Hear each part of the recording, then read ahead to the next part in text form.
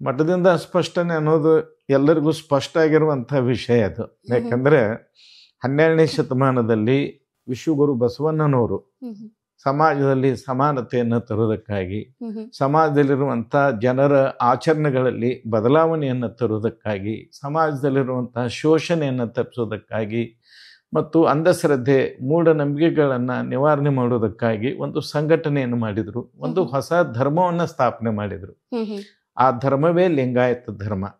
ಹಾಗಾಗಿ ಆ ಲಿಂಗಾಯತ ಧರ್ಮ ಆ ಕಾಲದಲ್ಲಿ ಬಸವಣ್ಣನವರ ವ್ಯಕ್ತಿಗತ ಪ್ರಭಾವದಿಂದಾಗಿ ವ್ಯಾಪಕವಾಗಿ ಪ್ರಚಾರದಲ್ಲಿತ್ತು. ಅನೇಕ ಬೇರೆ ಬೇರೆ ಧರ್ಮದ ಜನರು ಈ ಧರ್ಮದಲ್ಲಿರುವಂಥ ಸರಳತೆಯನ್ನು, ಈ ಧರ್ಮದಲ್ಲಿರುವಂಥ ನಿಜಾಚರಣೆಗಳನ್ನ ಕಂಡು ಈ ಧರ್ಮದಲ್ಲಿ ಬಂದು ಸೇರಿಕೊಂಡ್ರು.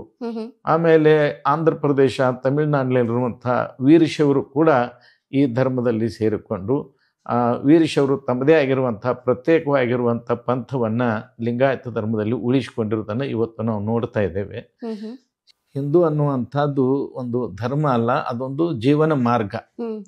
ನಮ್ಮ ಡಾಕ್ಟರ್ ರಾಧಾಕೃಷ್ಣನ್ ಅವರು ತಮ್ಮ ಹಿಂದೂ ಕೃತಿಯಲ್ಲಿ ಈ ಮಾತನ್ನು ಬಹಳ ಸ್ಪಷ್ಟವಾಗಿ ಬರೆದಿದ್ದಾರೆ. ಅದೊಂದು ಜೀವನ ಮಾರ್ಗ, ಬದುಕಿನ ಮಾರ್ಗ. ಅಲ್ಲಿ ಅನೇಕ ಧರ್ಮ, ಮತ, ಪಂಥಗಳ ಒಂದು ಸಂಯೋಗವನ್ನು ನಾವು ನೋಡ್ತೇವೆ. ಆ ಒಂದು ಹಿನ್ನೆಲೆಯಲ್ಲಿ ವೈದಿಕ ಧರ್ಮವನ್ನೇ ಹಿಂದೂ ಧರ್ಮ ಅಂತ ಕರೆಯೋದಾದರೆ ಲಿಂಗಾಯತರು ಖಂಡಿತವಾಗಿಯೂ ಹಿಂದೂಗಳಾಗೋದಿಲ್ಲ.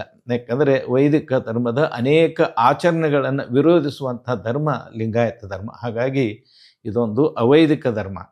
ಈ ಒಂದು ಹಿನ್ನೆಲೆಯಲ್ಲಿ ಹಿಂದೂ ಅನ್ನುವಂಥದ್ದು ಒಂದು ಧರ್ಮ ಅಲ್ಲ, ಅದೊಂದು ಪ್ರದೇಶ. ಈ ಒಂದು ಭೌಗೋಳಿಕವಾಗಿ ಲಿಂಗಾಯತರೇ ಇರಲಿ, ಜೈನರೇ ಇರಲಿ, ಬೌದ್ಧರೇ ಇರಲಿ, ಸಿಖ್ರೇ ಇರಲಿ, ಅವರೆಲ್ಲ ಹಿಂದೂಗಳೇ ಭೌಗೋಳಿಕವಾಗಿ.